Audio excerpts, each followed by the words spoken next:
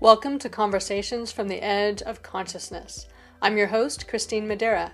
For me, and possibly for you, the inner world of consciousness has always been much more real and way more fun than the so-called real material world. Growing up, I thought I was alone in this, but I'm not. There are a lot of us, and far too many have no one to talk to who shares this experience. I've been lucky to cultivate a community of friends who love to talk about the energies, ideas, and vibrations that are pushing the edges of our own consciousness, as well as our collective consciousness. In Conversations from the Edge, we share our conversations with you.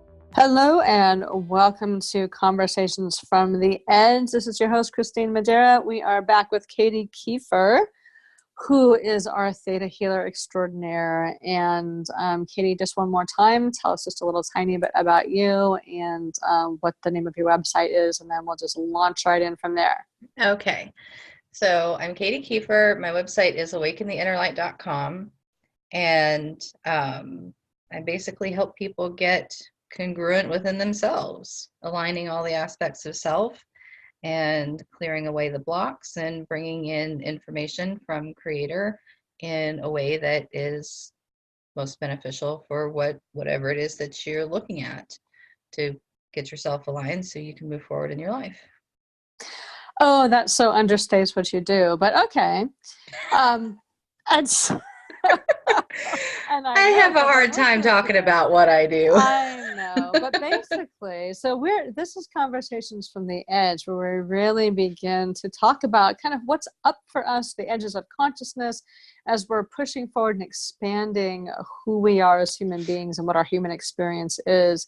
And Katie, in my experience, is excellent at helping to move people from where they are and where they're stuck and where ordinary life is kind of ground you into all your default programming and bring in this new energy and help you to move into what is, your true path and your movement forward, and to do that from a place not just of what you think your goals should be, but from like who you are on a soul level. So I will just, put a few more outer girls in there than what she did for herself. Okay. Thank you. So Katie and I talk all the time, and we often, our conversations will often start with what's going on with us, like what's coming out that's new. And so the thing is that life is moving so quickly that it's hard sometimes. It's hard for me, and I know it's hard for her too, that when something comes up and you shift it and when you make a change, then all of a sudden, like, that awareness is just becomes so much a part of the total that you're not aware of it as a separate awareness anymore. And so we try to capture those times that there's actually something to talk about. But what we had been talking about was what was up for me. And I've been doing some stuff that I call repatterning, and I've been doing this actually since I was a kid in different ways. Once I learned about the subconscious mind and how it worked. But for me, when I started my life, I guess, for a long time in my life, I really was focused on just getting through it, just surviving. Like, if I could just get from birth to death, keep my head down, keep my nose to the grindstone, and just like get through it. Nobody could see me. I'll stay hunkered down. Like, I won't put my head up. I'll just make it through. It'll be okay. And then I learned about the subconscious mind, that I have some choices and all of that. So like, well, maybe I can do a little bit more than survive. And so I began to start this process of repatterning. And then I got so that I was feeling safe, because that's kind of the first level of repatterning for people. And I spent a lot of years repatterning to feel safe. And then to feel like, supported, to feel loved, all that kind of stuff, to feel like it's okay to do more than just survive. And then the next phase for me was to really feel like I was able to thrive. And so I've been doing this repatterning around that. And my thing now is really about shifting from that it's okay to thrive. And for me, that thriving has been an internal experience that I've been moving toward the external, but I've stepped into this new place of desire, which is a dirty word in our culture, because it's almost always about sexual desire, which really minimalizes everything about what desire is as a creative force. And so as desire has been coming in, and if you listen to our last conversation about things coming from the inside out, about, life flowing from the inside out, about desire flowing from the inside out, that the way you create your life is by having that energy of desire flow from the inside out. And in order to get things from the inside to the outside, you need to have congruence.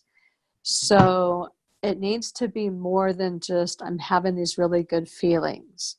It's, I'm having these really good feelings and my body is able to really hold all of this energy at the same time, like be fully in this energy. And for me, that's where repatterning comes in, because anywhere where I'm not congruent, I go back in and I repattern. And I'm going to talk people through how to do that, but I want to bring this into a conversation with Katie first. So it's not just me talking. So tell me, like, for you, when you make a change, how, like, well, actually just respond to what I've been saying. What is it that brings up for you? Well, there's a couple of things. One is that, especially here in the last 2 weeks or so, it has become very, very clear that survival mode is ending. Yes. And it's just not going to work anymore. No. If we're coming at things from the perspective of survival, yeah, our physical bodies may survive, but we are not going to be happy or truly fully expressed. That is just not going to work so well anymore. Yeah, and you can't do it from a survival mode, because survival is all about it's all about fear. It is all about just staying alive. It has nothing to do with actually being happy or thriving or moving forward in the world. It's really just about how not to die today. Right, exactly. And that's not what we're here for. No. Yeah, that's just you can't thrive from a survival mode mentality. It's just not going to work, because there's too much of a vibrational gap. Yeah. And then the other thing is that the idea of desire. Mm-hmm. So I have a tendency to, I look up the etymology of words. Yeah. Oh, good. Where did that come from? And sometimes it's a word we use like all the time, like discipline.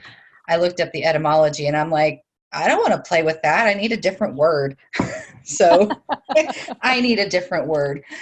I haven't found that one yet. But for desire, it really, like circa 1300, is a craving or a yearning, an emotion directed toward attainment or possession of an object, a sensual appetite, physical desire, lust, from Old French, meaning that which is longed for. And so that's the noun.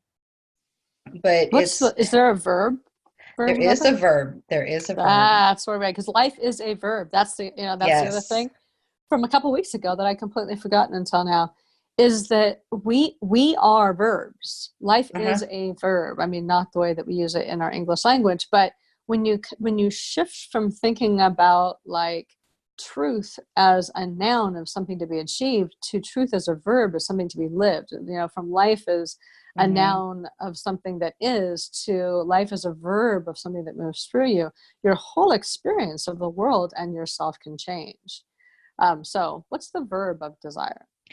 So the verb, to wish or long for, express a wish to obtain, circa 1200, desiren, from Old French, désir. I'm not good with foreign languages. Wish, desire, long for, demand, expect. The original sense perhaps being await what the stars will bring. Oh, that's very cool. From the stars. Oh, I like that. That's really cool. I like that. Well, the other piece of that I really like, the thing that went ding, ding, ding for me was essential appetite. Because that's when I tap into desire, that's actually what it feels like to me.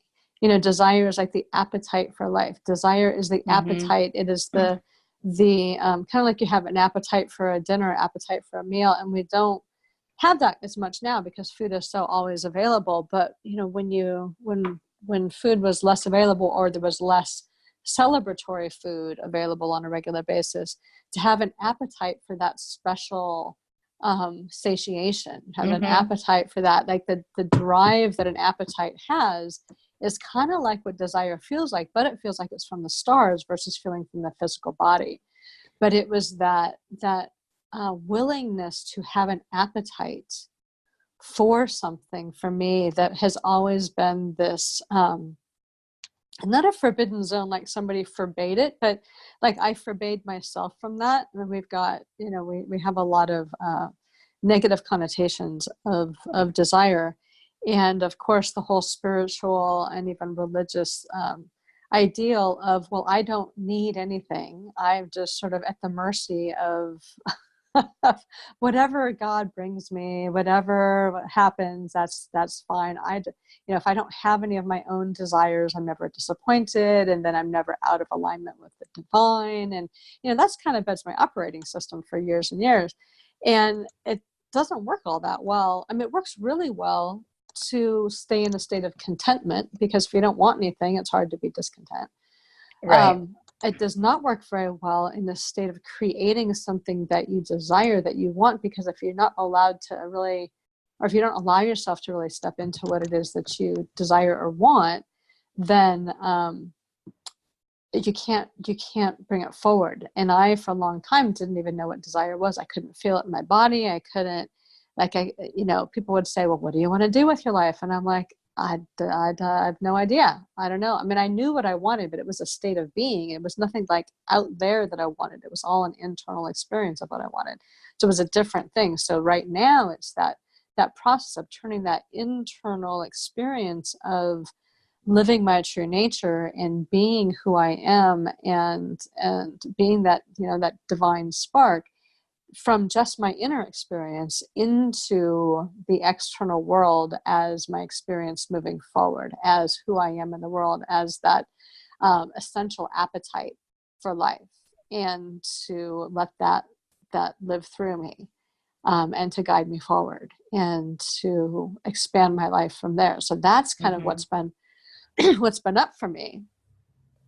And it's the shift from the inner to the outer that has been what's been happening the last couple of weeks. And today I was working on it with this shift of doing the repatterning. And I've been doing this off and on for the last couple of weeks, because in order for me, and if I don't know, this might or might not be true for you, we'll have to talk about that, but to be able to move from that internal state, because we've got that idea that whatever our internal state is reflected in our external world, but not if you're not willing, if your body cannot hold and run the energy of that thing in the external world.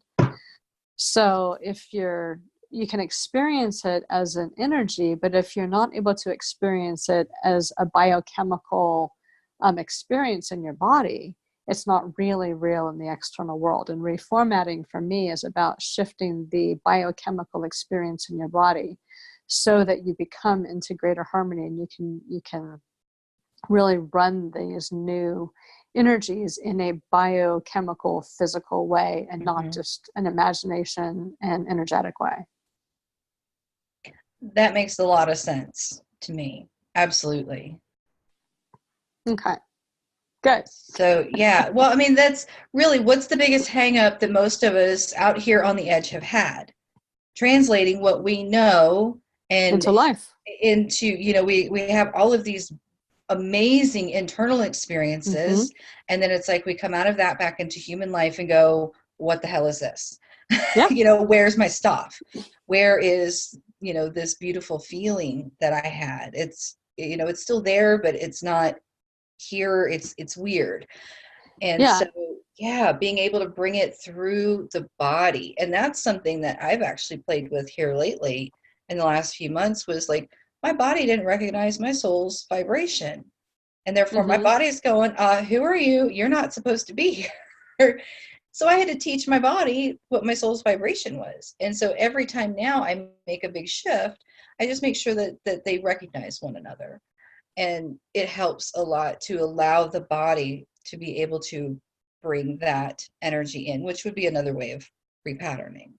Yeah. And there's a lot of different ways to do it. So people might be doing that Mm-hmm. without recognizing what it is that they're doing. And so for me, how it works is like, I'm very sensation oriented, and I feel life in sensation much more than any other experience that I have. And so what I do, the one I was doing this morning, is basically I was going into places in my life where I had held an old story, an old vibration, an old physical experience. And I knew where those were because my body goes into this kind of bracing, Mm-hmm. like there'll be a new desire, a new something coming up. And I will go into, my body will just lock up. And it's like, nope, we're not going there. There's too much energy not there. And, we're just not going there until we figure out how to shift some of this energy. So when I go into something new, like desire, I start back actually pre-birth to begin to repattern, because so much of our emotional groundwork is laid before we're even born. From the Mm-hmm. emotional experience of our mother, of our family, what's happening if your parents are in a high stress situation, whatever's going on. I mean, the magic of the body is that you are actually sculpted from those experiences to be prepared for the world that you're being born into. I mean, the body is just an amazing, amazing thing. So if it's a highly stressful situation or whatever it happens to be, there's a lot of that programming is already like pre-installed. And then the birth process itself is traumatic, even if it was wonderful and you were a deeply loved child and you were wanted and all this stuff. I mean, just the process of birth is traumatic. So always going through and using the same process to repattern from gestation to birth to, and then I go into different parts of like different things that pop up as being things that are blocked. And the one that had come up for me was a time when I was 4 years old. It was the first day of kindergarten. It's the one and only time in my life I've ever been mugged. I got mugged. Wow. Walking to school on the first day of kindergarten. I'm walking by myself. I'm 4.5 years old. And, they divided kindergarten between morning and afternoon. And I was in the afternoon class. And so I was walking the afternoon class. Some kid was coming home. This boy was coming back from morning session. And he was a big kid, and he mugged me for my milk money. And so not only did I have to give him my milk money, because I was so stunned. One, I just gave him my milk money because I didn't know what else to do. And then I went to school and I cried because it was such an overwhelming experience. And then they, of course they gave me milk anyway, but then I got sent to the principal's office because they had all these pictures. It was like a mugshot lineup, and I had to try to ID this kid that I'd only seen once, and I was in shock, and I was so terrified that I might finger the wrong person. That was more traumatic in many ways than actually like thinking I might finger the wrong person, right, than the original experience. And so it's always been there, and I've worked on it in different ways. But so what repatterning was for me, that was one of those places where I felt really, really locked. And so I went back into it, and I sometimes I go back in as if I was that person, that version of me. Mm-hmm. But this time I went back as my own coach, as I went back as me saying, I am you all grown up. Let's go through this again and see, and let's bring it down step by step, and let's see what's going on. And so I started this one with really sitting with the situation and noticing what was, besides the fear, like what was underneath the fear. Because the fear was really paralysis. There's fight and flee and freeze. I'm a freezer. Like I just go paralyzed. Me too. Okay, so you know exactly what I mean. That everything just shuts down. Like you can't function. And so, my poor little self is in this state of non-functioning.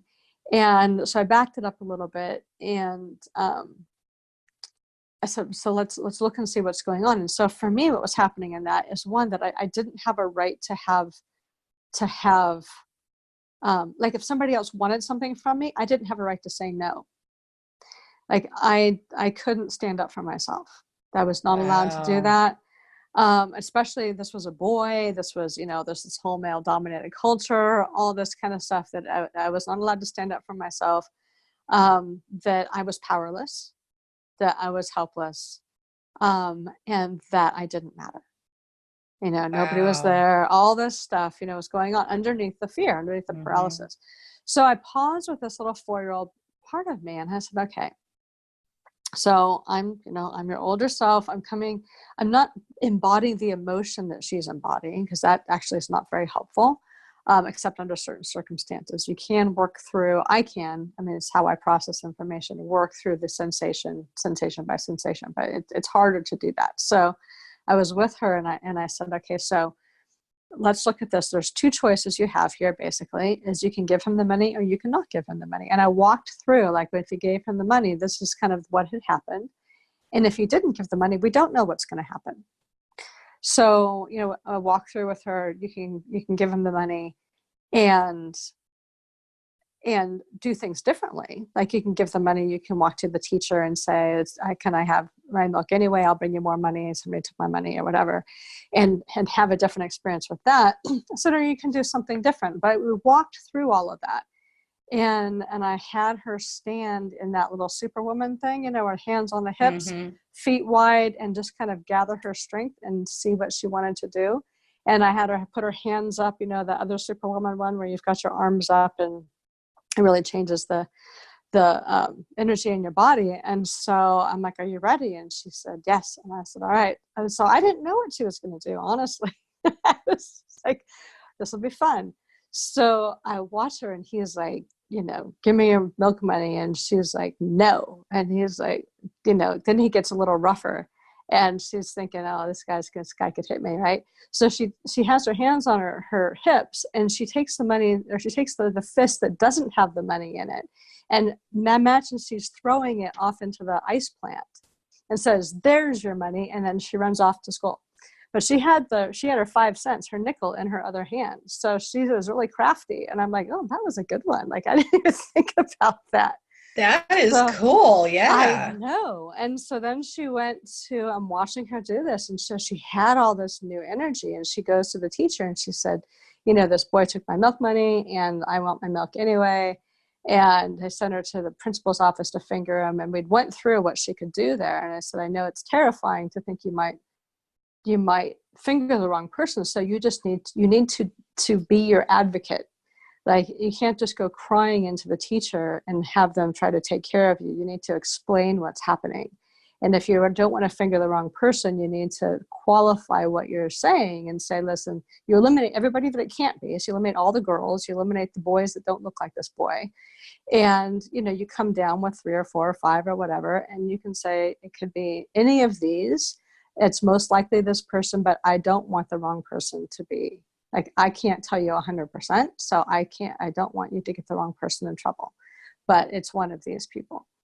And I said, but you can't shut down with this. Be your advocate, speak what you're thinking and what you're feeling, so that people aren't trying to figure out what you're feeling, because it never works out that way.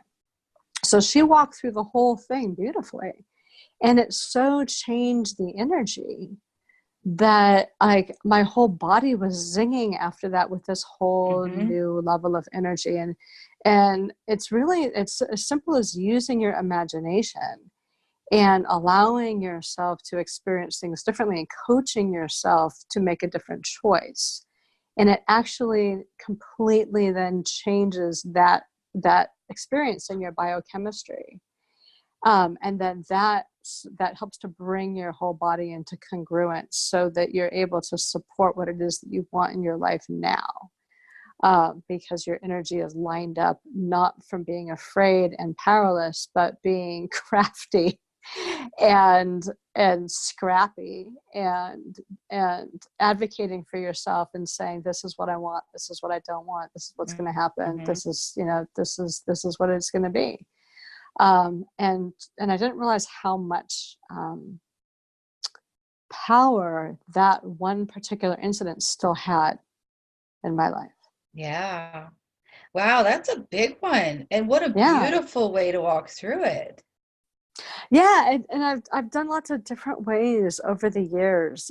Your subconscious mind is just extraordinary, Mm-hmm. because it doesn't operate from the same way as your conscious does. If you use your imagination and you use your emotion, you can restructure your entire brain, Yeah. and your entire subconscious mind if you're doing it in a organized, qualified, I don't mean qualified like an expert qualified, but if you're doing it in a way that really walks through the entire experience and doesn't just pull out one little bit, and it brings you from the experience of whatever it was, like this one was fear and powerlessness, to like, where you want to go. You want to go from fear and powerlessness to, for me, it was the, speaking my truth and being in desire, and having things work out the way that I wanted them to work out, because I was willing to talk about it as opposed to being shut down and not saying anything. And so if you can walk yourself through that, you can untangle a ton of energy at one time and go from less congruence to more congruence. Yeah. Yeah, that's a great way to do it. Yeah, and Well, I was doing that since I was a little kid. that's awesome. I mean, how many of us we're figuring this stuff out as adults going, oh, Well, it doesn't mean I well, still don't do it all the time. This has been, yeah, but apparently I'm part of the remedial program. you had this awareness as a child that Yeah. I think a lot of us, even if we had it somewhere, we lost it early enough that we didn't really remember it until we remember it again later, and then we can start connecting dots. Mm-hmm. But that is actually, that experience that you walked through with that is a beautiful description of what inner child work looks like. Oh yeah, I hadn't actually put it together with that. Mm-hmm. Yeah, that's inner child work, and it's absolutely beautiful. And depending on what we've been through, Mm-hmm. because like for me, it's like I knew that I needed my power back, Right. and I didn't have a place to pinpoint where I lost it. If I even ever had it when I came in. I think I Mm-hmm. did. And, in listening to that, I, I was a little girl, hands on hips, sticking her tongue out. Oh, good. So you already had your power. I did. So yeah, Mm-hmm. yeah, as you're walking through that, I'm like, yeah, I did have my power as a kid. And I think it slowly got chipped away is what Mm-hmm. happened. Um, so then with, like how I've done things, I love how you address this so much more directly. And you've had this knowledge to be able to do that. I started out like just doing these downloads, these energy downloads, Mm-hmm. and it was helpful, absolutely helpful. But it took me a while to learn all of these different pieces and then go, oh, there's this inner child who's stuck. Because I have the Mm-hmm. freeze response too. It's the same thing. Yeah. And when you freeze, you're literally frozen in that moment Yeah. energetically.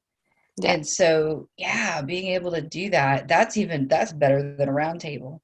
I call round tables. Oh, I've done that too as well. I fall asleep in round tables. I do in real life as well. I just can't do that. But I know what you mean with that. So describe round tables though, because some people that might be really good for them. Okay, so like a round table, for me, it's a meditative process, and I have walked clients through it as needed, Mm-hmm. and as guided to do.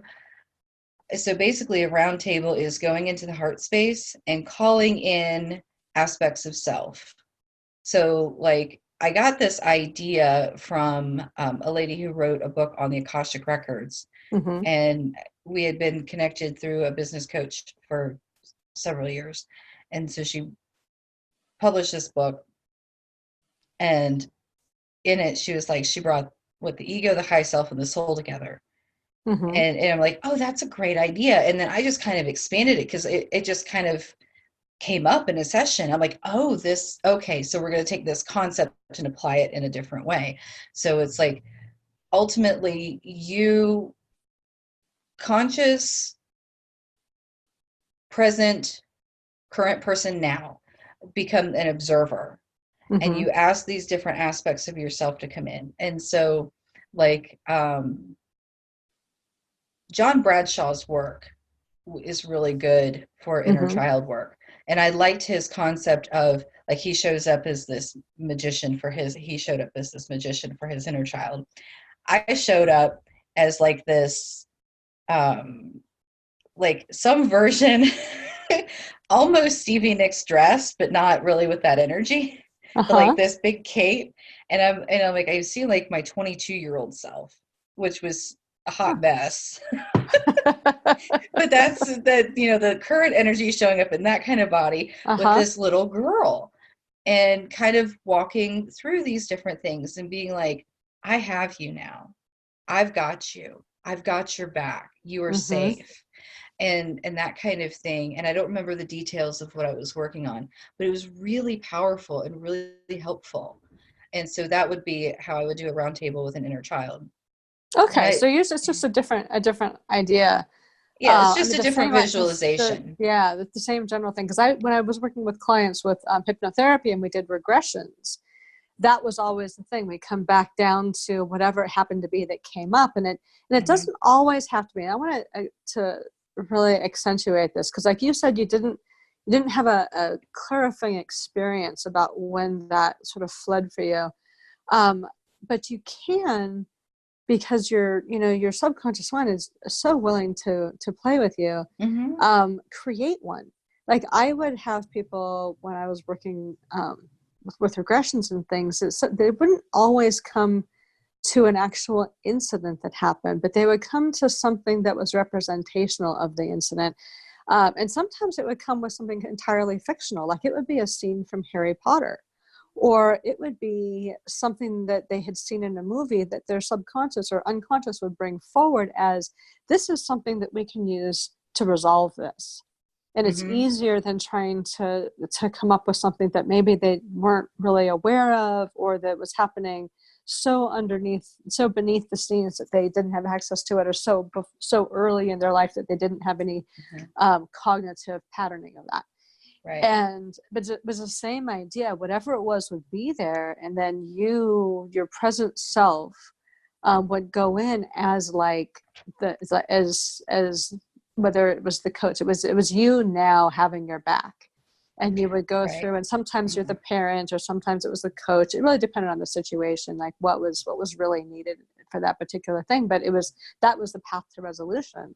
And Mm-hmm. you don't have to have, like, people are, I think, sometimes get wanting to find some factual thing that happened, like the one thing that really screwed up their entire life. And they might know what it was, or have an idea of what it was, or they might want that one thing. But memory is so malleable that what we remember that's been really demonstrated is not necessarily truth. And so Right.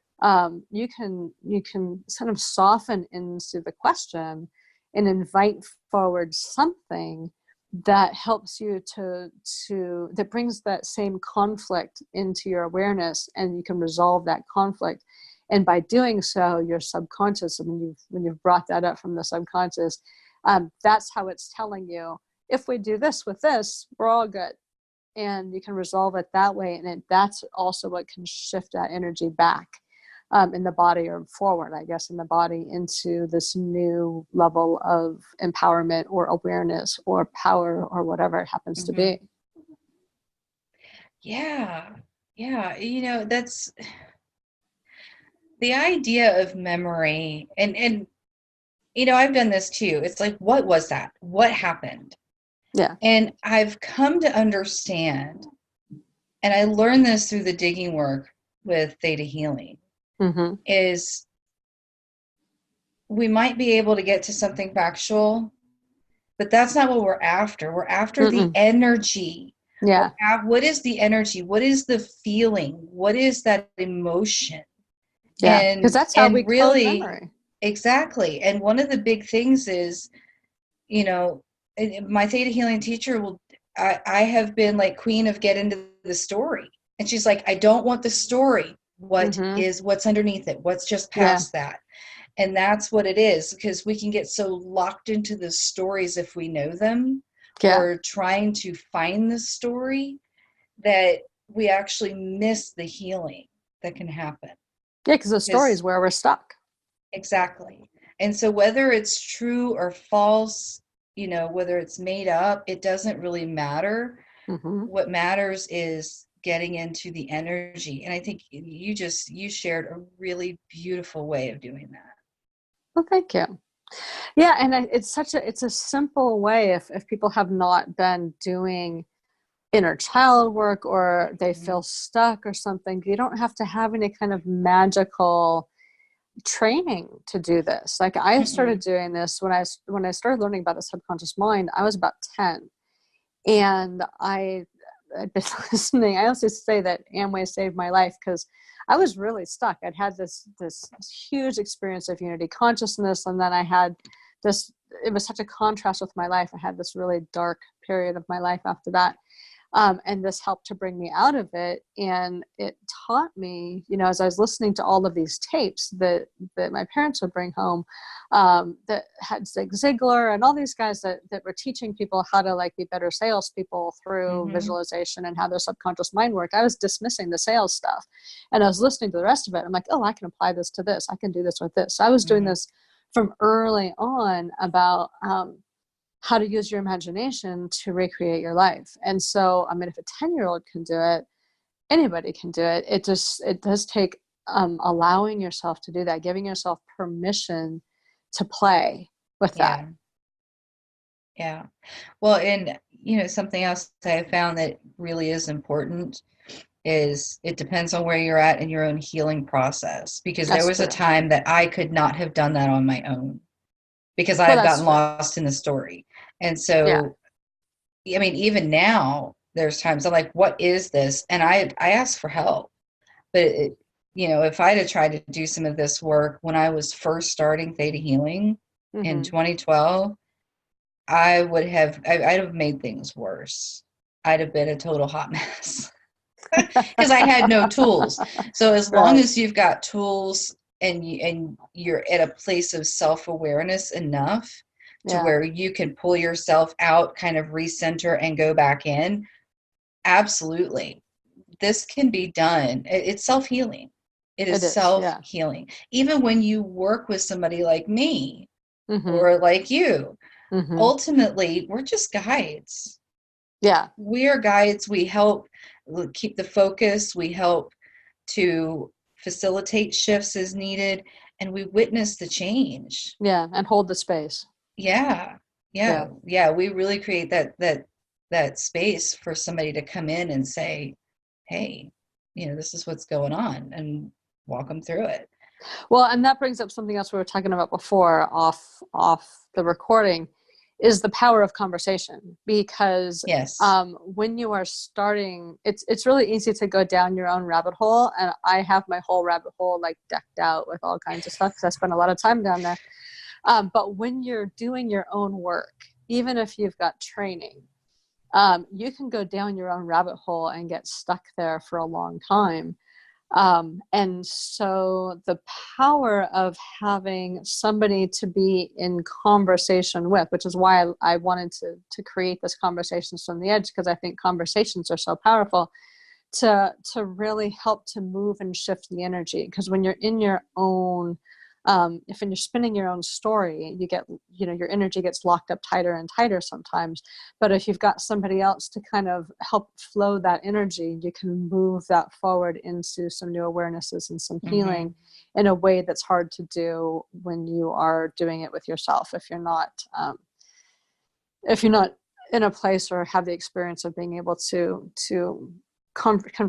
be in your own conversational partner throughout it. Right. Yeah, the power, and two, we're both verbal processors.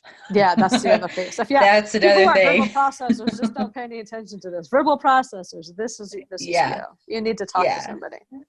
Yeah, and it's, and it's because we need to be able to bounce the ideas off of somebody. We need to have things reflected back, and the process of actually verbalizing it from your head through your mouth and your verbal thing to get it actually said in the world like Mm-hmm. that in and of itself has transformational power. Absolutely. It does. And, as much as I write, Mm-hmm. and I've even done like talk to text, Yeah. talk to text is not always the most accurate when you try to read it when you're done. No, and I've got my computer texting thing is like it's very straight laced, but my phone texting thing, it has a mouth. Like I get words in there, I'm like, I don't say those words. Right. How did you get those words?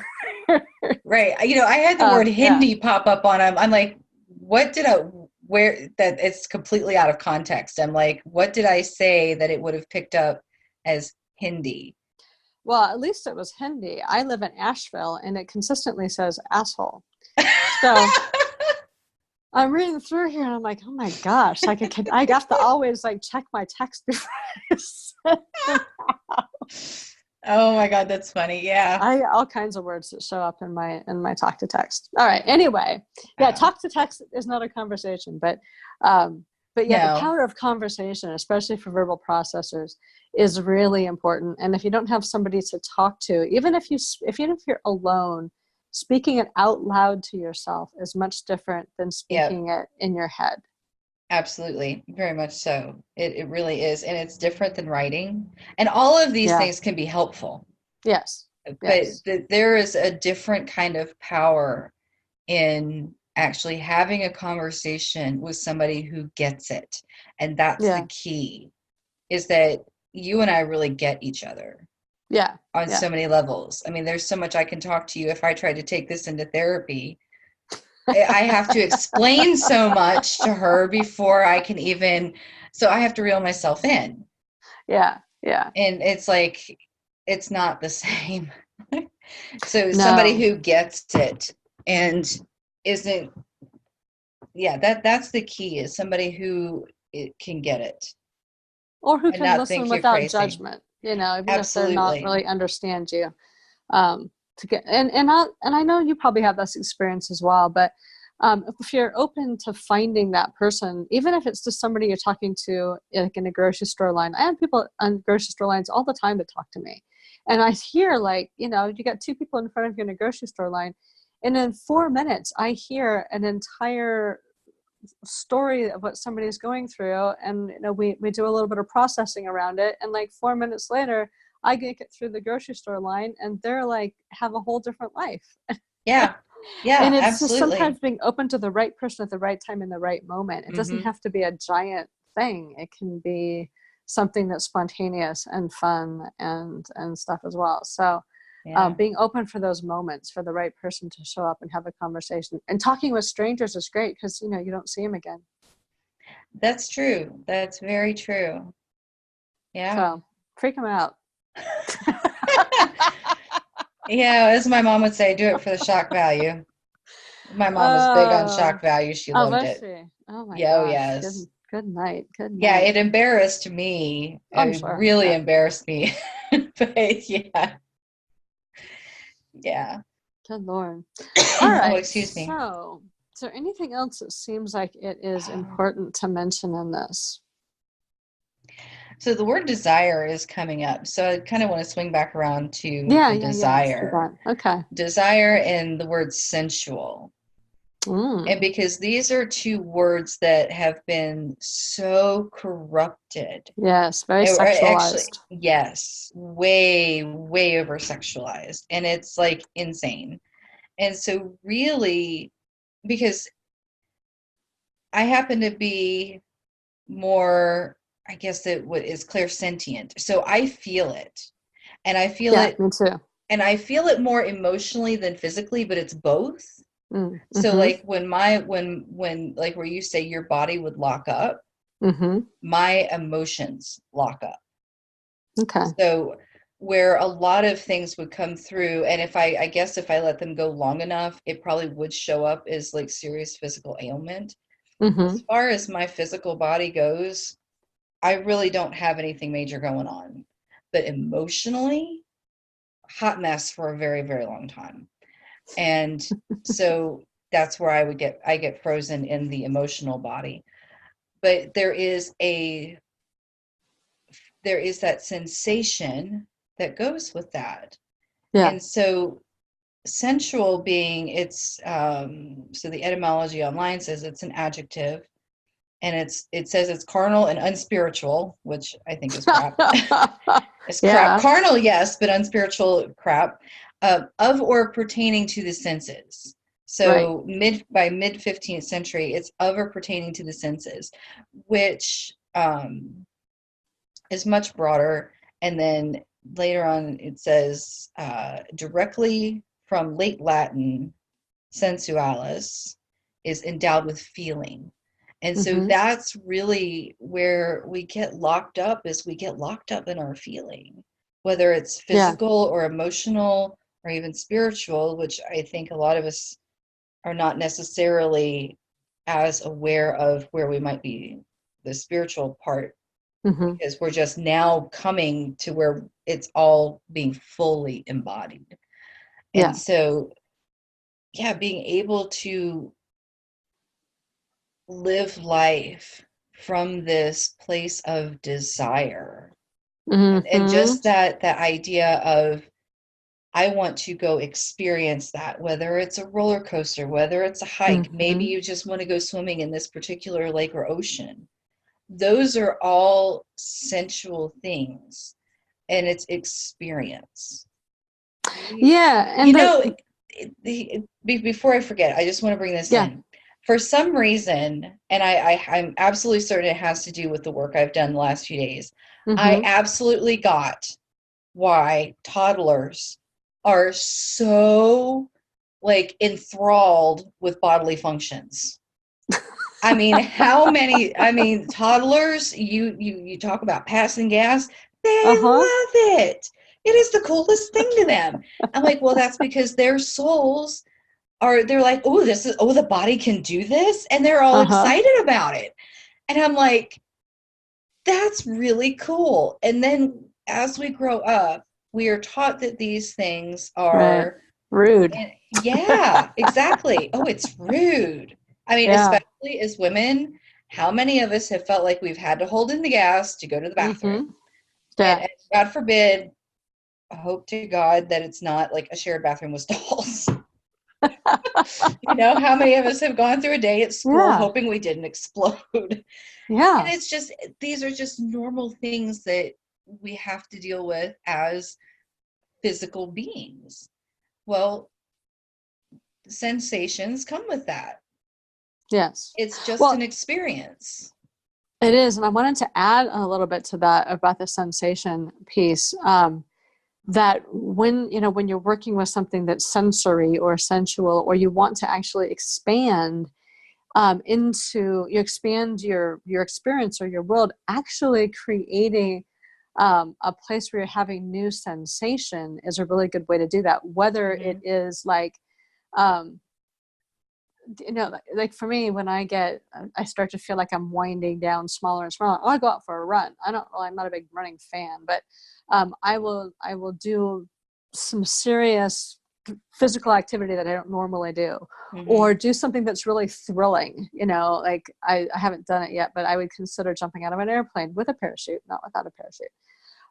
But something that is like highly adrenaline fueled on the thrill seeking side, not the anger side, but the thrill seeking side, but something that brings in a kind of a biochemical sensation and energy that is, not part of your normal everyday stuff. Like just doing something like that can really expand your life, not because you've had an experience of like bungee jumping.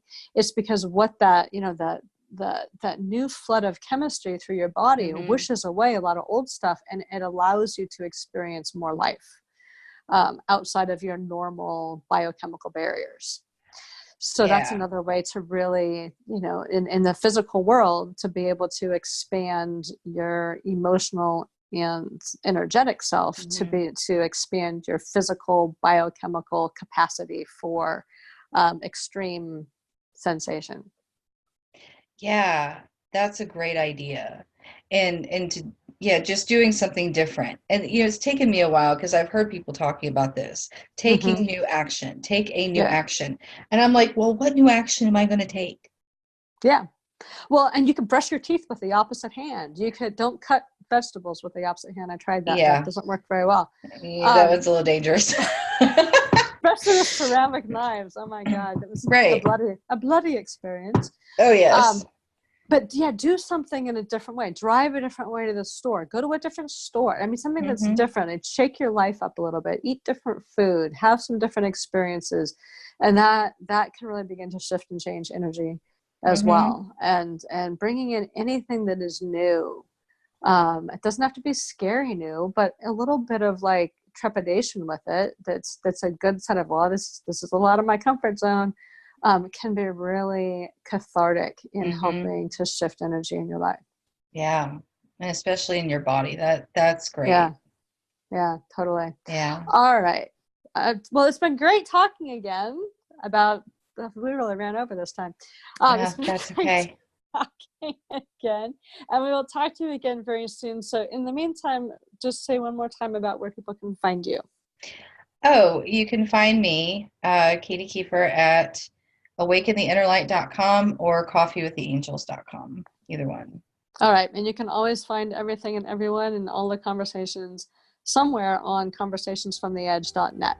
This is your host, Kristine Madera. I hope you've enjoyed this conversation from the edge of consciousness. You can find all our conversations at conversationsfromtheedge.net.